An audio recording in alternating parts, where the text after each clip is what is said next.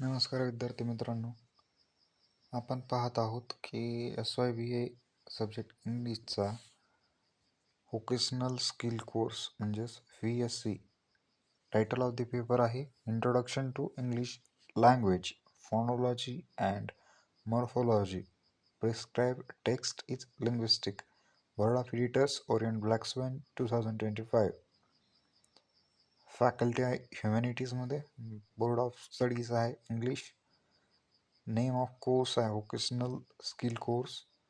Name of subject introduction to English language, phonology and morphology.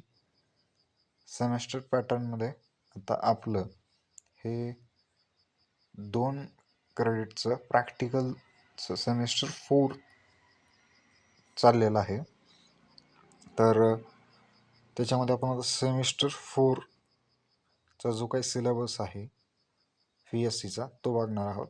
आणि याच्यामध्ये आहे की सेमेस्टर 4 हा totally depend on the practical credits 2 आहेत. त्याला प्रॅक्टिकलवरती बेस्ड आहे, जो की थिअरी पार्ट आपण सेमिस्टर 3ला बघितला आणि सेमिस्टर 4ला त्याचे प्रॅक्टिकल आपल्याला घ्यायचे. तर याच्यामध्ये मग त्यासाठी टोटल 60 आवर्स हा कोर्स असणार आहे. त्याच्यामध्ये इंटरनल हे 15 मार्क्स असेल. एक्सटर्नल मार्क्स म्हणजेच युनिव्हर्सिटी एक्झाम ही 35 मार्क्सची असणार आहे. मग युनिट 3rd आणि 4th component, practical component for phonology, and unit 4 is practical component for morphology असे असणार आहे. तर कोर्स कंटेंट काय काय असेल? युनिट 3rd मध्ये आहे प्रॅक्टिकल कंपोनंट फॉर फोनॉलॉजी. 30 क्लॉक आवर्ससाठी हे म्हणजे 30 क्लॉक आवर लेक्चर्स असणार आहेत 30. आणि 1 त्यामधलं असणार आहे identification and description of speech sounds.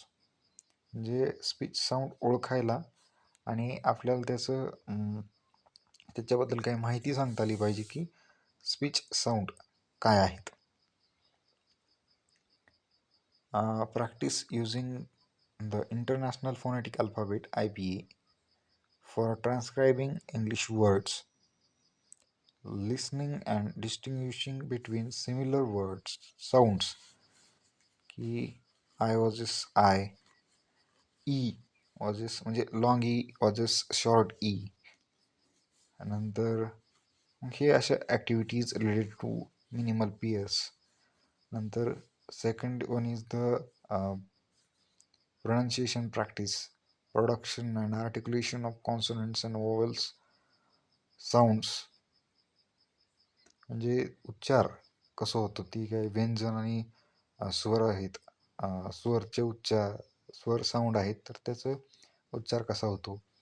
नंतर word and sentence stress drills, जे काही शब्द इंग्लिशमध्ये असतील आणि त्यासोबतच वाक्य पूर्ण ते त्याच्या कोणत्या शब्दावरती भर द्यायचा. वाक्यातील असं नाही तर एखादा शब्द असेल तर कशावरती त्याच्यामधल्या वर्डमध्ये तुम्हाला स्ट्रेस देऊन म्हणजे जोर देऊन बोलायचे. तर मोठ्या आवाजात का छोट्या आवाजात असं मीडियममध्ये बोलायचे. तर 3 exercise related two syllable, dividing words into syllables and identifying stressed syllables for an intonation practice. Listening and speaking activities focused on raising, falling and fall rise intonations. म्हणजे जे काही टोन आहेत आपले, वेगवेगळ्या टोनमध्ये आपण बोलतो. म्हणजे काय तर एखाद्याला राग आला तर एखादा बॉस एम्प्लॉईला मोठ्या आवाजात बोलतो, बरोबर. तर मग ती मोठ्या आवाजात बोलणं आहे तेच वर्ड फक्त रागाने आणि त्याचा व्हॉल्यूम आणि इंटोनेशन म्हणजे टोन हा राईज केला तर त्याचा उच्चार वेगळा होतो. त्यासोबतच काही शब्द किंवा वाक्य रायझिंग टोनमध्ये बोलल्याच्यानंतर त्याचा आश्चर्य बसल्यासारखा आश्चर्याचा धक्का बसल्यासारखा सुद्धा त्याचा अर्थ निघतो. आणि फॉलिंग टोनमध्ये बोलल्याच्यानंतर एकदम निगेटिव्ह त्याच्यामधून आपल्याला अर्थ निघतो. तर 5. Reading with appropriate intonation or tone groups. Reading dialogues and passages aloud with intention to intonation, tone groups, and stress placements to convey intended meaning accurately. बरोबर. ह्याच्यामध्ये काय की stress placement Conway intended meaning म्हणजे जे आपल्याला अर्थ पुढल्यापर्यंत पोचवायचा आहे तर तो गेला पाहिजे. त्यासाठी उच्चार कसा करायचा, कोणत्या शब्दांचा, ते आपल्याला शिकायचे. नंतर युनिट 4मध्ये आहे practical component for the morphology. Morpheme एक आहे त्याच्यामध्ये, मॉर्फिम आयडेंटिफिकेशन एक्झरसाइज. ह्यालासुद्धा 30 आवर्स 30 लेक्चर आहेत. Morpheme identification exercises. मॉर्फिम आपल्याला आयडेंटिफाय ओळखता आलं पाहिजे, त्याच्यासाठी आपल्याला टेस्ट घ्यायच्यात. नंतर breaking words into morphemes. Example unhappiness. नंतर identifying roots words, stem, prefixes and suffixes. Second is allomorph recognition tasks, spotting regular and irregular forms, plural editing in cats, dogs, buses. Third is word formation activities. त्याच्यामध्ये मग creating new words using processes such as compounding. Examples याच्यामध्ये आपल्याला बऱ्यापैकी बघायचे की notebook, blackboard. ब्लेंडिंगमध्ये काय येईन तर ब्रंच, स्मोक. क्लिपिंगमध्ये काय येईन तर example lab from laboratory. Acronyms, acronym formation काय तर नासा, युनेस्को. बरोबर.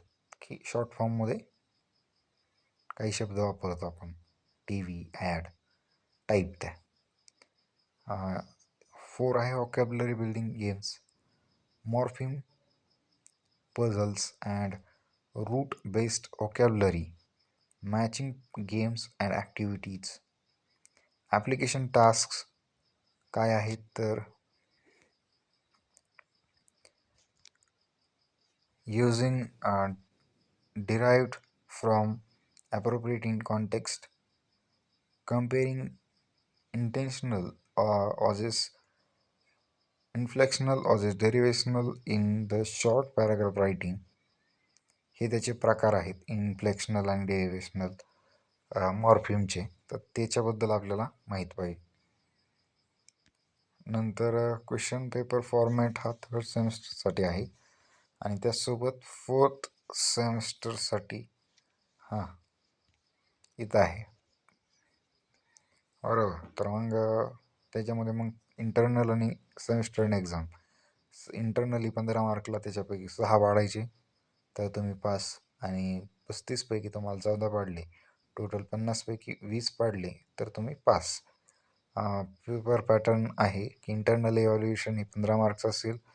त्या 15 मार्कामध्ये सुद्धा टास्क बेस्ड प्रोजेक्ट किंवा असाइनमेंट हे 10 मार्क्ससाठी असेल आणि PPT presentation on the given topic is for the 5 marks असणार आहे. आणि सेमिस्टर अँड एक्झाम इव्हॅल्युएशन काय असेल तर 35 मार्क्सचं म्हणजे 35 मार्क्स असणार आहे. त्याच्यामध्ये मग task based on practical component from the unit 3 10 मार्क्ससाठी असणार आहे. Task based on practical component from unit 4 10 मार्क्ससाठी असणार आहे. Application based pair group activity हे 15 मार्क्ससाठी असणार आहे ऑन दी युनिट 3 अँड 4 वरती. इथं नोट दिलेली आहे की नोट अशी, the examiner will assign activities and assess the practical knowledge of the phonology and morphology. The semester and exam will be conducted jointly by the internal and external university appointed examiner. या ठिकाणी आपण थांबूया.